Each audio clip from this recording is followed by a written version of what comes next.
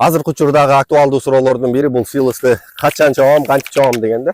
Эң негизги маселе убакытты туура тандаш керек. Ал убакытты туура тандаш үчүн талаанын ар кайсы жерине бар початкаларды аласыңар дагы, сындырасыңар. Сындырганда моякта сүрөттө көргөнүңөрдөй молочный линия пайда болот. Молочный линиянын 50%га келгендегиси самый оптимальный болот. Бул жактагы талаада өзүңөр көрүп тургандай, мынакей дагы еще молочный эле спелость болуп турат, то есть сүт болуп турат. Бул эртерээк, орточо эсеп менен 10 күн бери жагы эле бар. 10 күндөн кийин гана чабууга болот силоска бул талааны. Силосты чапкандан кийин ар кандай ачыткычтар бар. Алардын эң негизгиси бул эң жакшысы 5 жылдан бери сатып жүрөбүз. Казбиосил 1 литри 20 тонна жашыл массага кетет. 20 литр сууга аралаштырып туруп, ар бир машинеге келген сайын айлантып чачып турасыздар. Чачып атканда сөзсүз түрдө трамбовкага көңүл бурушуңар керек. Трамбовка жакшы болсо, закваска колдонсоңор, силосуңардын сапаты ошончолук жогору болот. Андан кийин силосты жабаарда эң үстүнө бир аз эле туз чачасыңар.